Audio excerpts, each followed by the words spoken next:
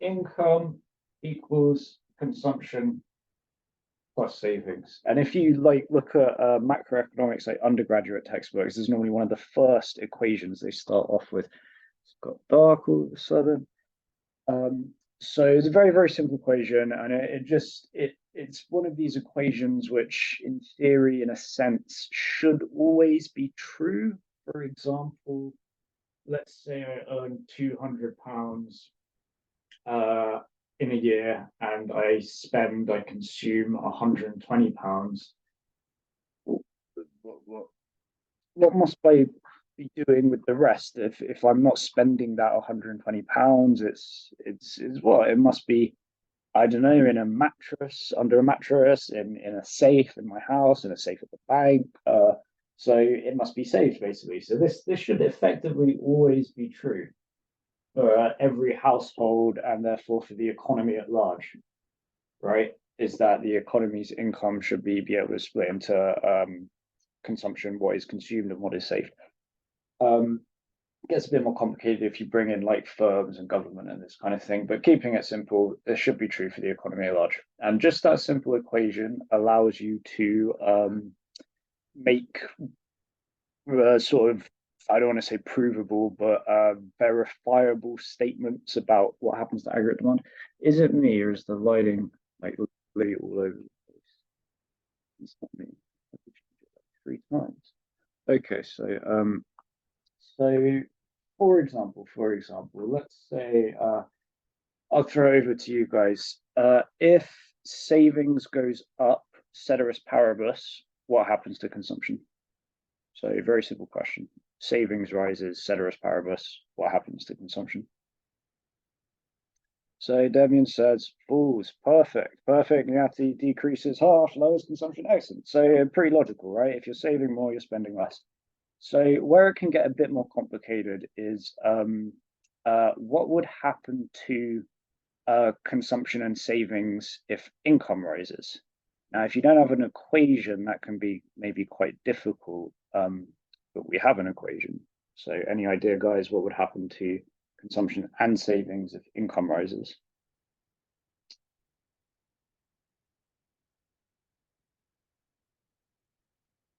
And again, I'm expecting answers in the chat there. Income goes up, what happens to consumption? What happens to savings?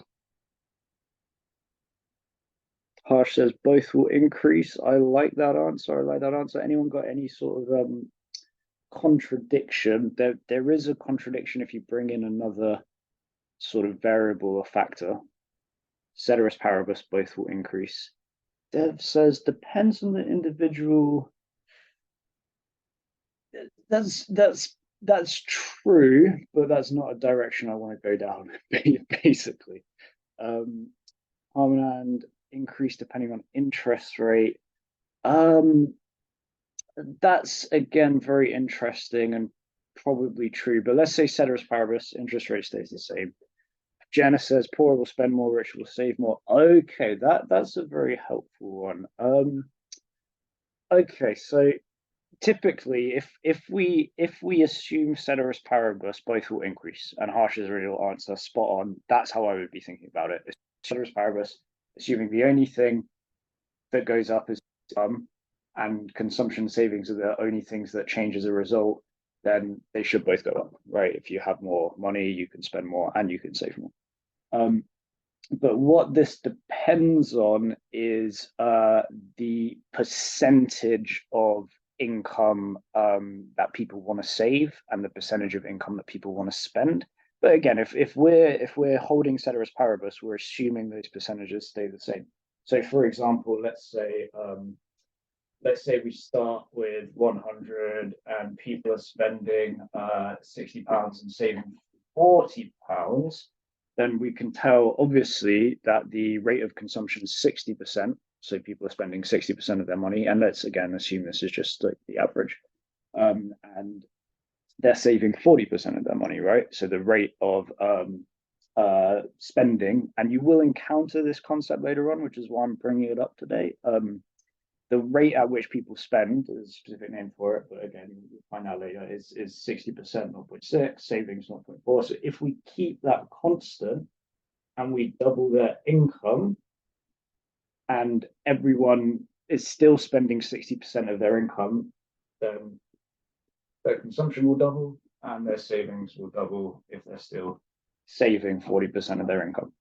A really, really nice simple equation, just helps you to relate these concepts of income, savings, and consumption. So for any question that asks you about the relationship between these variables, I would refer to this equation.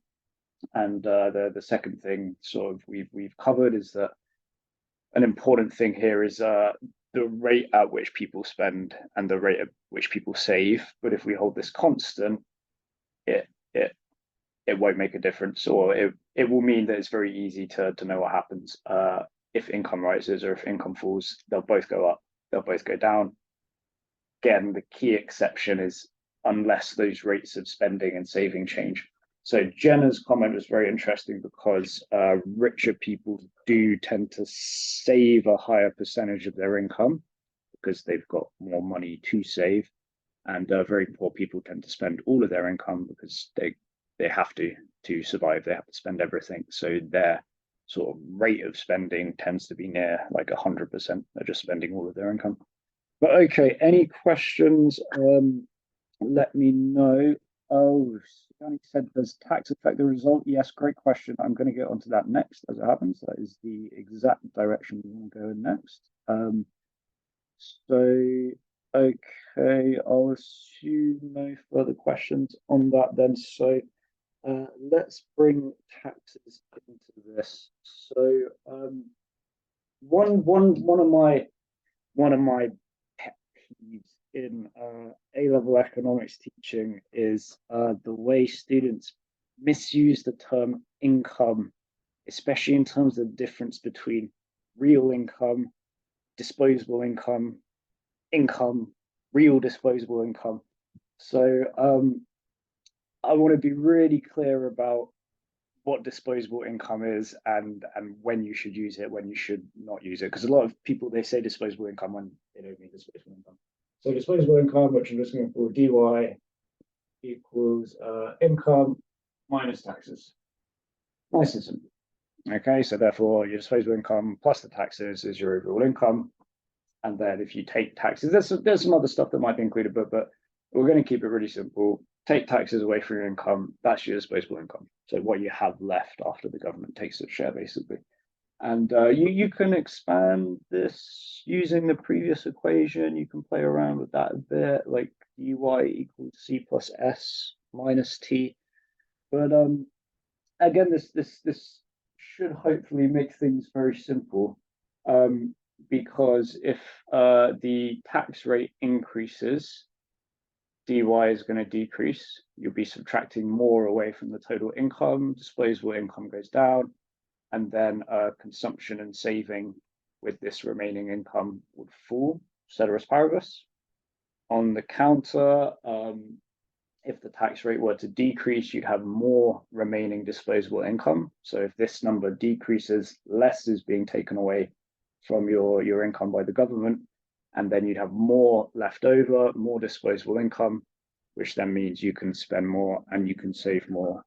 Again, assuming your rates of spending and saving are constant.